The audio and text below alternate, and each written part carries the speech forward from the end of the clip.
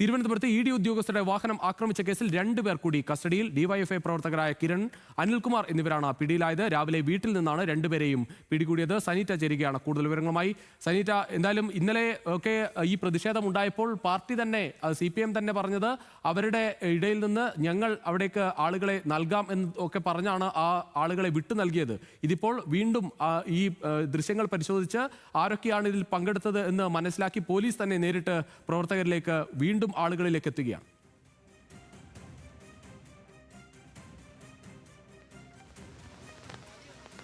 രുചീഷ്, മുൻ മുഖ്യമന്ത്രി പിണറായി വിജയന്റെ വീട്ടിലേക്ക് ഇത്തരത്തിൽ ED റെയ്ഡിനെ തുടർന്ന് വലിയൊരു സംഘർഷ സാഹചര്യം തന്നെയായിരുന്നു ഇന്നലെ തലസ്ഥാനത്തും സംസ്ഥാനം മുമ്പാകെ. അതിനെ തുടർന്ന് തന്നെയാണ് ഇത്തരത്തിൽ ഇന്നലെ തലസ്ഥാനത്ത് വലിയൊരു സംഘർഷ സാഹചര്യം ഉണ്ടാകുന്നത്. ഇത്തരത്തിൽ ED ഉദ്യോഗസ്ഥരുടെ മൂന്ന് വാഹനത്തിന് നേരെയാണ് ഇത്തരത്തിൽ CPM പ്രവർത്തകരുടെ വലിയൊരു പ്രതിഷേധം ഉണ്ടാകുന്നത്. വലിയ കല്ലുകളും ഇത്തരത്തിൽ വടികളും ഉൾപ്പെടെയുള്ള സാധനങ്ങൾ ഉപയോഗിച്ചിട്ടാണ് ഇത്തരത്തിൽ ED ഉദ്യോഗസ്ഥരുടെ വാഹനത്തിന് നേരെ ഒരു ആക്രമണം ഉണ്ടാകുന്നത്. അതിനെ തുടർന്ന് തന്നെ ഇന്നലെ പാർട്ടി ഓഫീസ്, തിരുവനന്തപുരം പാർട്ടി ഓഫീസിന് മുന്നിൽ തന്നെ ഇത്തരത്തിൽ CPM പ്രവർത്തകരും പോലീസുകാരും നേർക്കുനേർ എത്തുന്ന സാഹചര്യം ഉണ്ടാകുന്നു. അതേ തുടർന്ന് പാർട്ടി വൃത്തങ്ങൾ അല്ലെങ്കിൽ നേതാക്കൾ തന്നെ വ്യക്തമാക്കുന്നു ഇത്തരത്തിൽ പാർട്ടി ഓഫീസിനുള്ളിലേക്ക് കയറി ഇത്തരത്തിൽ പ്രവർത്തകരെ അറസ്റ്റ് ചെയ്യുന്ന സാഹചര്യം ഉണ്ടാക്കാൻ കഴിയില്ല. പാർട്ടി ഓഫീസിലേക്ക് പോലീസുകാർക്ക് എത്താൻ കഴിയില്ല, അല്ലെങ്കിൽ കയറാൻ കഴിയില്ല. അങ്ങനെ വലിയൊരു സംഘർഷ സാഹചര്യം തന്നെയായിരുന്നു ഇന്നലെ ഉണ്ടായിരുന്നത്. എന്നാൽ തുടർന്ന് നേതാക്കളും പോലീസും തമ്മിൽ ഒരു സംസാരത്തിന് ശേഷമാണ് ഇന്നലെ തന്നെ 5 പ്രവർത്തകരെ ഇത്തരത്തിൽ അറസ്റ്റ് ചെയ്യുന്ന സാഹചര്യം ഉണ്ടാകുന്നത്. അതിൽ നിതിൻ രാജ്, മനോജ്, ജീവൻ, ശ്രീജിത്ത്, ഷാഹിൻ തുടങ്ങിയവരാണ് ഇന്നലെ അറസ്റ്റിലായിട്ടുള്ളത്. എന്നാൽ ഇന്ന് ഇതിനെ തുടർന്ന് 2 പേരെ കൂടി അറസ്റ്റ് ചെയ്യുന്ന സാഹചര്യം ഉണ്ടാകുന്നു. ഇന്ന് രാവിലെയാണ് ഇത്തരത്തിൽ 2 പേരെ അറസ്റ്റ് ചെയ്യുന്നത്. ഇവർ 2 പേര്, ഇന്ന് അറസ്റ്റിലായ 2 പേരും ഡിവൈഎഫ്ഐ പ്രവർത്തകരാണ്.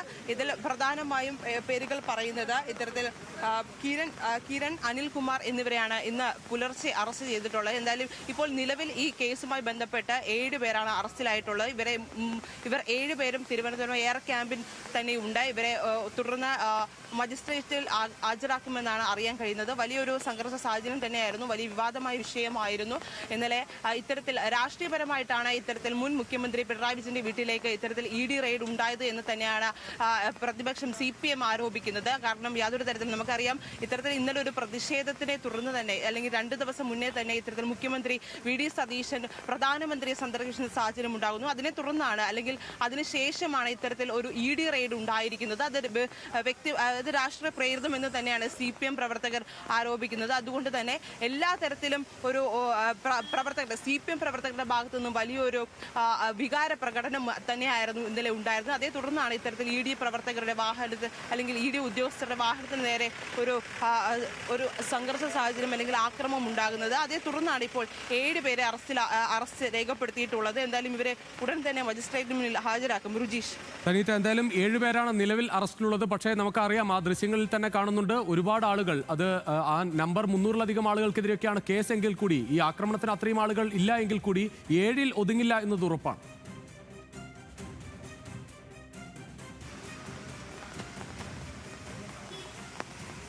തീർച്ചയായിട്ടും രുചീഷ്, കാരണം ഇന്നലെ കണ്ടാലറിയാവുന്ന 12 പേരെ ഫോട്ടോ ഉൾപ്പെടെയാണ് ഇത്തരത്തിൽ CPM നേതാക്കൾക്ക് ഇത്തരത്തിൽ പോലീസ് കാട്ടി നൽകിയത്. അതിൽ ഇന്നലെ എന്തായാലും 5 പേരെ അറസ്റ്റ് ചെയ്യാൻ കഴിഞ്ഞിട്ടുണ്ടായിരുന്നുള്ളൂ. എന്നിരുന്നാൽ പോലും 5 പേരുടെ അറസ്റ്റിന് ശേഷവും ഇത്തരത്തിൽ പാർട്ടി ഓഫീസിന് മുന്നിൽ പോലീസുകാർ തടിച്ചുകൂടുന്ന സാഹചര്യം ഉണ്ടായിരുന്നു. യാതൊരു തരത്തിലും CPM പ്രവർത്തകരും പാർട്ടി ഓഫീസിന് മുന്നിൽ നിന്നും വിട്ടുമാറാത്ത സാഹചര്യമായിരുന്നു ഉണ്ടായിരുന്നത്. മാധ്യമപ്രവർത്തകർ ഉൾപ്പെടെയുള്ളവർ നമ്മൾ കരുതി കൂട്ടിരുന്ന ഇത്തരത്തിൽ വലിയൊരു സംഘർഷ സാഹചര്യം വീണ്ടും ഉണ്ടാകും, രാത്രി സമയത്തൊക്കെ വലിയ സംഘർഷം ഉണ്ടാകുമെന്ന് തന്നെയാണ് നമ്മളും പ്രതീക്ഷിച്ചിരുന്നത്. എന്നാൽ നേതാക്കൾ വ്യക്തമാക്കിയിരുന്നത് ഇത്തരത്തിൽ തെളിവുകൾ, ഇത്തരത്തിൽ ഈ ആക്രമണം ഉണ്ടാക്കിയ നേതാക്കൾ എന്ന് അവർ പറയുന്ന നേതാക്കൾക്കെതിരെ തെളിവുകൾ ഉണ്ടെങ്കിൽ ഞങ്ങൾ തന്നെ അവരെ കൈമാറുമെന്ന് അവർ തന്നെ വ്യക്തമാക്കിയിട്ടുണ്ടായിരുന്നു. എന്നാൽ നിലവിൽ ഇന്നലെ 5 പേരെയായിരുന്നു അറസ്റ്റ് ചെയ്തത്. ഇന്ന് രാവിലെയാണ്, പുലർച്ചെയാണ് ഇത്തരത്തിൽ 2 പേരെ കൂടി അറസ്റ്റ് ചെയ്യുന്ന സാഹചര്യം ഉണ്ടാകുന്നത്. ഇനിയും പ്രതികളെ കിട്ടാനുണ്ട് എന്ന് പോലീസ് സേന വ്യക്തമാക്കുന്നുണ്ട്.